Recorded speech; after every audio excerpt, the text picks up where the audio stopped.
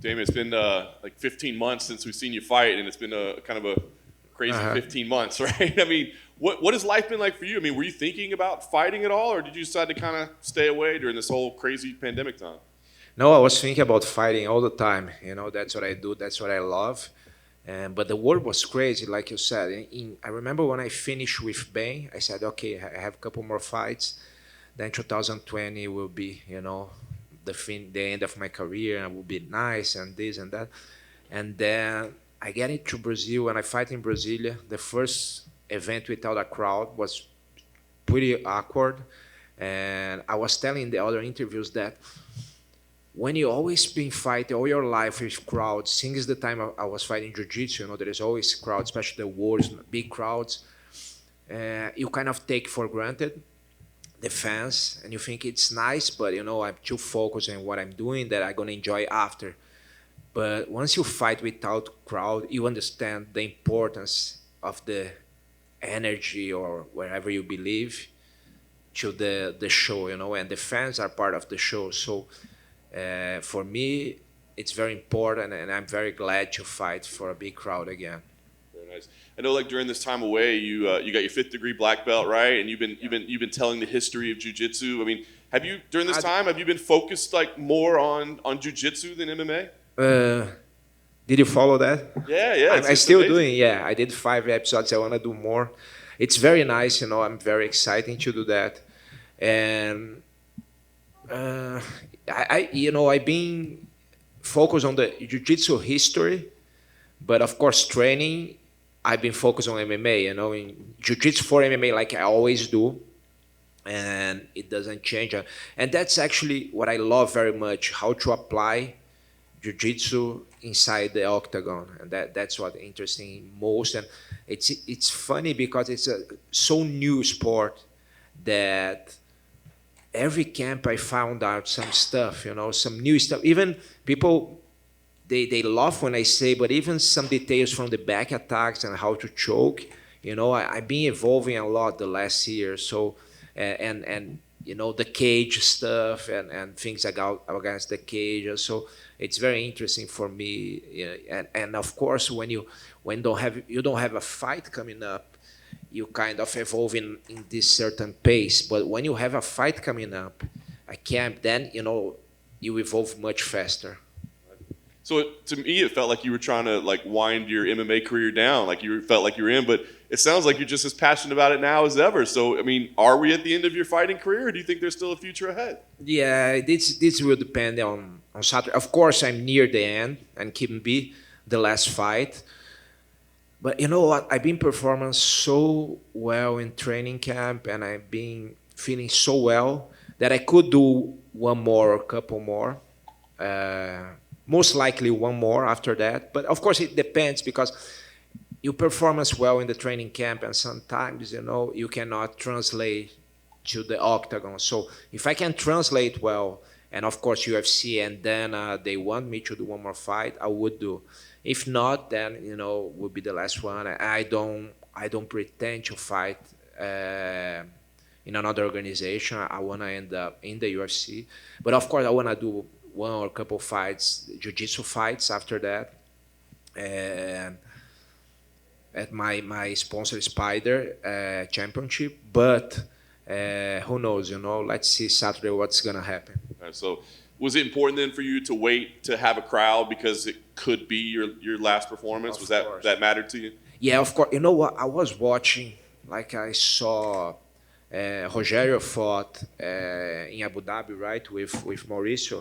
Eduardo was there, my manager, and that was last Rogério's Nogueira fight. I was so, for me, it was sad that he did his last fight without a crowd, and not just him, but other fighters too.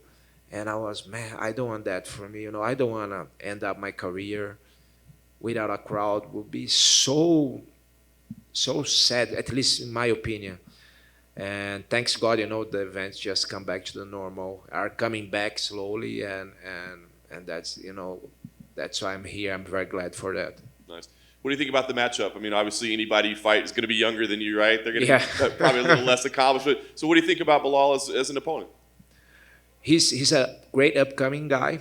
He's evolving for sure. And although his background is wrestling, that's at least as far as I know, he started with wrestling. He's a good wrestler. He used the wrestling. But in the late years, he been striking much more, and he believes and he trusts in his striking abilities.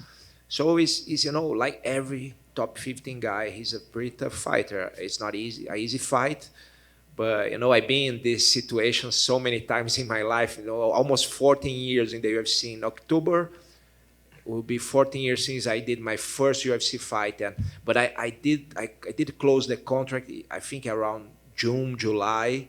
I don't remember. Well, I need to check my emails. But so it's 14 years, and it's so great to be in this organization for 14 years. Yeah. Last thing for me, hopefully it's not your last fight, but if for any reason it is, how do you want people to remember you, to talk about you? What do you want people to say about you and your legacy and your career?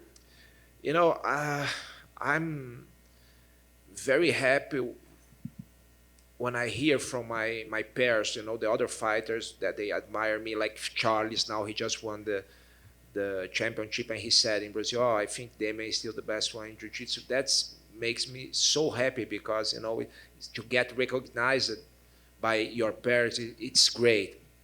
But for the fans, I want them to remember me about, of course, the Brazilian Jiu-Jitsu and everything that I represent behind that name of Brazilian Jiu-Jitsu and everything that this represent. And my posture, as a martial artist, and I think, that's it.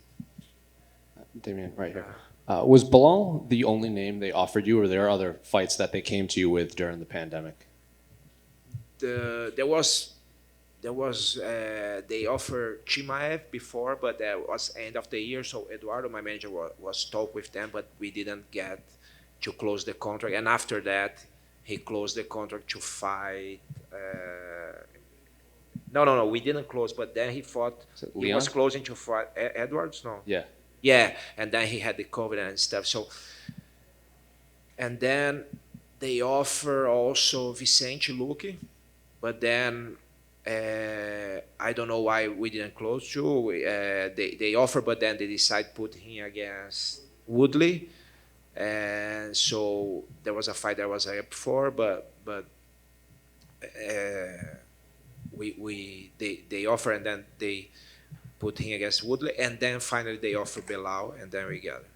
With the Chimaev, were you interested in the Chimaev fight? Because then I think he had already had a fight booked, and Dana said he's going to fight you next. So he fights this guy, and then he fights you. And he in that time was interesting because he was with his hype was really high, but then Eduardo started negotiation, didn't happen. But right now, I don't think about that because I'm more about, doing this fight and see if I'm going to stop or not and this kind of thing.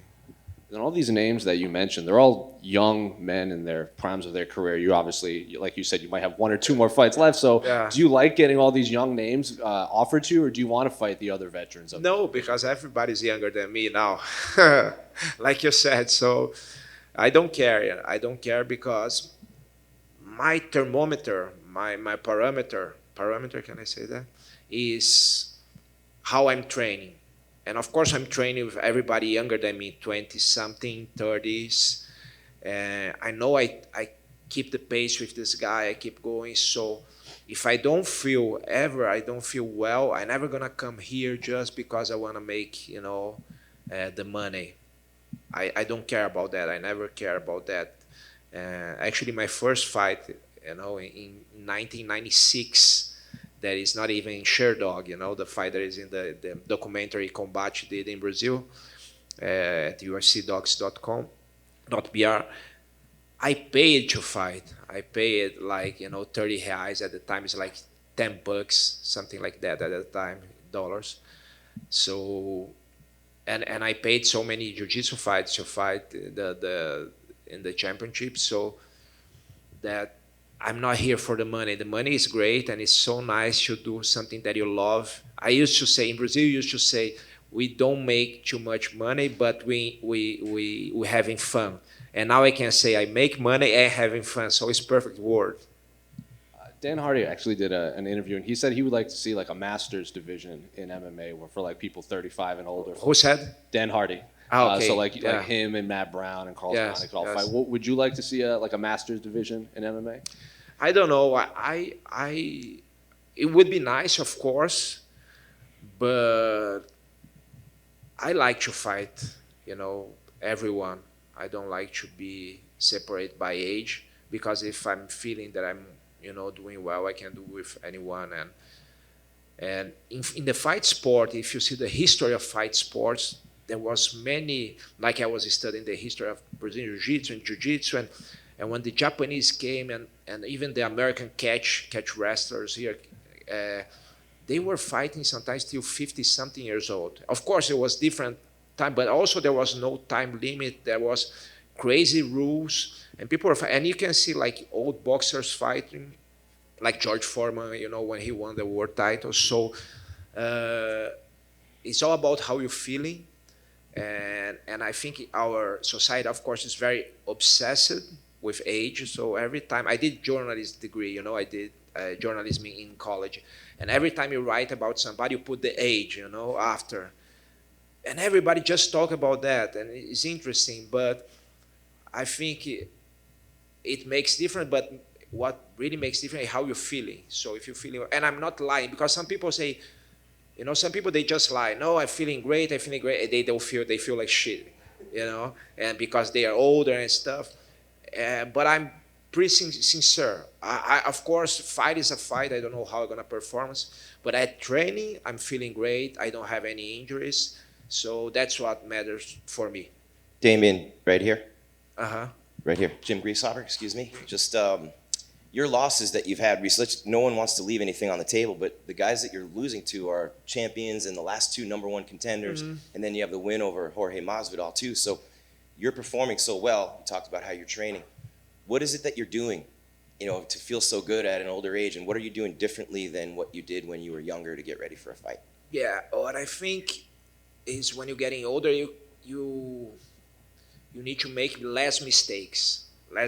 I think for everybody, not just for me as a fighter, but for everybody in this room, if you're getting older, you get to make less mistakes to have a good life. What I mean is, you need to pay a little bit more attention to what you eat, not just when you're fighting, but every day. You need to pay a little bit more attention in how you sleep, and not during the training camp, but every day. A little more attention in what you put in, the exercise you do, what you put inside your mind, the mental part. So, and this must be something like an everyday life, a way of life, or a lifestyle, not just for a camp. And that's where I understand. Before, let's say I would, eat well when I was in camp, and then after camp, I was just eat all the shit that I want. And now I keep, I do eat bad stuff, but let's say I do eat bad stuff one night, the next day, sometimes I fasting, or I do eat bad stuff one day, the other day I will be very clean. So it's more learn how to balance and don't make those mistakes. It's pretty much the basic things that people don't pay attention, like sleeping, eating, and mental health, and these kind of things that we need to be aware. And this will help. Of course, my style of fighting helps because I'm not a brawler, and that's I think this helps. What about that mentality, the mindset that you talked about? Can you go a little bit more into detail, some of the things you do to stay sharp mentally and to stay focused on what you're doing? As the time goes by, you learn how to don't get in some tricks that your mind can play on you. Like, for instance, this thing about last fight. If I was focused on that this week, okay, or during the camp, this can be my last fight. For sure, this will gonna interfere in my performance because I never been in this spot before. That could be the last fight. So what I do is every time I have this kind of thoughts, I try to understand that this is really what it is. It's just another fight. Because we never know what's gonna happen. Life is crazy. I remember I was leaving the fight when I just won against Gunnar Nelson in Vegas and go to my locker room. to watch Aldo's fight against McGregor. And I remember going through the corridor, and then Michael Bisping was there. I stopped to talk to him. Man, I see his eye, and his eye was pretty hurt. He couldn't move well, one of his eyes. And then I remember talking to Eduardo. We came back to the locker room, and we are happy. But I was talking to Eduardo. I said, man, how he keep fighting? It's crazy. And I think he will end up. He's finishing his career soon. And then after a couple months after that, he won the title. So life is so crazy that you cannot put something in your mind that you don't have control. I don't have control if this is going to be or not my last fight. So in the end of the day, it's another fight with a great opponent, tough opponent, and I need to be focused on that. So that's one thing, answering your question, that I think, I'm paying more attention. It's like, don't let your thoughts take you out of the path. And last one for me. Athletes talk all the time about how the game or the sport slows down as you get older. Mm-hmm. So what you lose physically, you make up for mentally. Mm-hmm. How has that been for you? I think I've been growing mentally, but I think physically, there is just one thing that I feel. It's nothing like I don't feel slower. I don't feel with less gas or this kind of thing. What I feel that is very interesting, I remember Murilo Bustamante, who was a UFC champion too, he told me one time, he said, Demian, when you get older, what you feel, and I was like 30 years old or something, or even less, your injuries takes more time to heal. That's what I feel. And exactly what I feel nowadays. I remember I was like Wolverine before, I get some hit and I get some bruise or something. In one day, it was gone. I was impressed at that time how far. And nowadays, man, sometimes I get something little thing, like I get a tendonitis on my elbow last year and took like 3 months to recover. I said, shit, what's happening? Thank you. Damian, back here. You fought such an incredible list of opponents throughout your career. I'm just curious if there's somebody that stands out to you as maybe the toughest out of all these great fighters you've fought.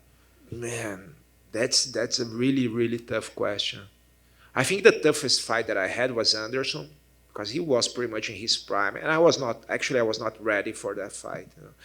I wasn't too young, but I was like 31, 32, but I was young for the sport. I didn't have too much experience, and the weight division was not the best for me. He was pretty big. He was in his prime. Actually, he was supposed to fight Chael, and then Chael couldn't fight, and they offered this fight to Vitor.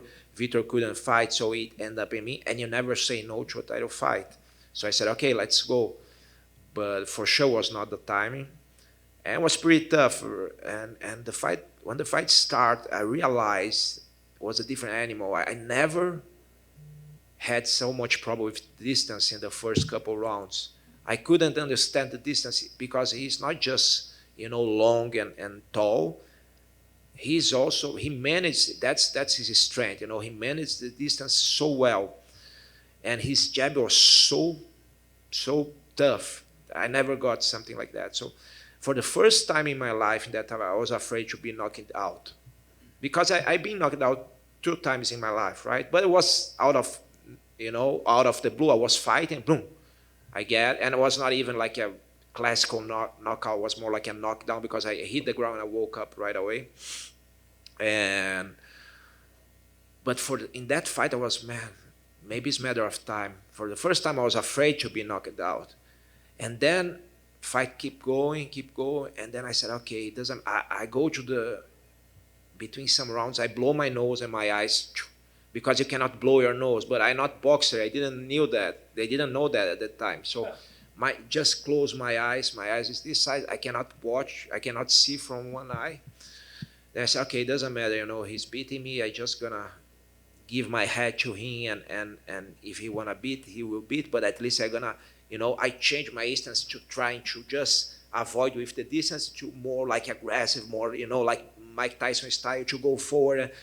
And then when I did that, he was kind of afraid to jab because he said, okay, this guy, he wants to take me down. He knew he was winning.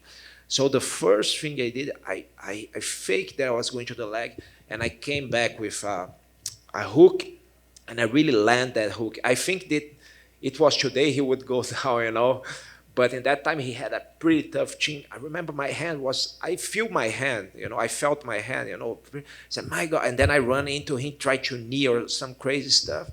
Then he recovered. I land one more good one. And then after that, the fight started to come back, I remember. And I remember his corner said that what they said after me, Anderson, you got to jab, you got to do this. And I said, I'm not finding the distance anymore. And that's interesting because that's the same feeling I had at the beginning of the fight. And then they said the corner, after third round or something, he said between the rounds, I'm not finding the distance. And that fight was important for me because it proved that I could, last and resist with that guy, even in a very bad situation. It's not that, I was able to take him down and use my game. I was all the time in his game. And I think a lot of people start to respect me after that. And I think that fight, even though it was a loss, put me in a different spot in the eyes of everybody, the media, the fans, and the coaches and the fighters, everybody. How do you think he's going to do in his boxing match? It depends, Anderson, he's still great. He's a genius on his stand-up game. But I don't know how he's doing, how he's training, because it doesn't matter how good you are, if you're not in, training in a good shape. I don't know. I'm not saying that's the case, but if you're going there just for the money, it's very likely that I don't think that's a reason that's gonna make you be sharp. But if he's going that for the challenge and he's training well, he's not injured, then I think he can do. Well, who is fighting? Roy Jones? Julio Cesar Chavez. Julio Cesar Chavez, yeah. It's a tough one, All right, best of luck, Demian. Thank you. Thank you. It's good. Guys, thank you very much. I see you on Saturday.